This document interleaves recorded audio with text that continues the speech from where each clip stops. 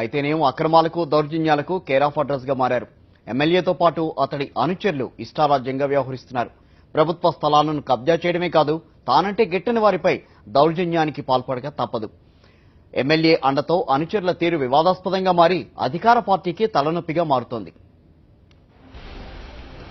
జగిత్యాల జిల్లా కోరుట్ల ఎమ్మెల్యే కల్వకుంట్ల విద్యాసాగరరావు తీరు టీఆర్ఎస్ లో చర్చనీయాంశంగా మారింది.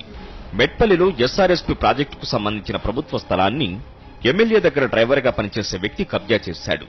అక్రమంగా ఇంటి నిర్మాణం చేపట్టడంతో కొందరు సబ్ కలెక్టర్ కు ఫిర్యాదు చేశారు. అధికారులు అక్రమ నిర్మాణాన్ని కూల్చివేయడానికి వెళ్లగా ఎమ్మెల్యే అనుచరులు, టీఆర్ఎస్ నాయకులు కొందరు అడ్డుకున్నారు. సబ్ కలెక్టర్ ఆదేశంతో పోలీసు బందోబస్తు మధ్య రెవెన్యూ అధికారులు అక్రమ నిర్మాణాన్ని కూల్చేశారు. తన డ్రైవర్ ఇంటి నిర్మాణాన్ని కూల్చివేయడంపై అధికారులపై ఎమ్మెల్యే అగ్గి మీద గుగ్గిలమయ్యారు. ఇది మొదటి సంఘటన కాదని, ఇలాంటివి నియోజకవర్గంలో చాలానే ఉన్నాయనే ఆరోపణలు వినిపిస్తున్నాయి. గతంలో ఓ రైతు ట్రాన్స్ఫార్మర్ సమస్యను ఎమ్మెల్యే దృష్టికి తీసుకువెళితే ఫోన్లో దూషించారు. ఓట్లు వేసి గెలిపించింది ఇందుకేనా అని రైతు నిలదీస్తే, డబ్బు తీసుకోకుండానే ఓటు వేశావా అని దబాయించారు. మరోవైపు ఎమ్మెల్సీ ఎన్నికల సమయంలో పార్టీని ఇరకాటంలో పెట్టేలా వ్యవహరించి చివరి క్షణంలో పార్టీకి అనుకూలంగా వ్యవహరించినట్లు ప్రచారం జరుగుతోంది. ఎమ్మెల్యే తీరుతో కోరుట్ల టీఆర్ఎస్ 3 గ్రూపులుగా విడిపోయింది.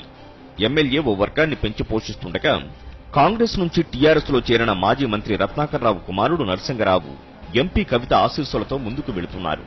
మరోవైపు జెడ్పీ చైర్పర్సన్ తుల ఉమ కోరుట్ల నియోజకవర్గానికి చెందినవారు కావడంతో మహిళా కోటాలో తనకంటూ ఓ ప్రత్యేక స్థానం సంపాదించుకునేలా దూసుకు వెళుతున్నారు. ప్రజలు, అధికారుల నుంచి వ్యతిరేకత వ్యక్తమవుతుండటంతో ఎమ్మెల్యే కల్వకుంట్ల విద్యాసాగరరావు తీరు తలనొప్పిగా మారిందని టీఆర్ఎస్ శ్రేణులు భావిస్తున్నాయి.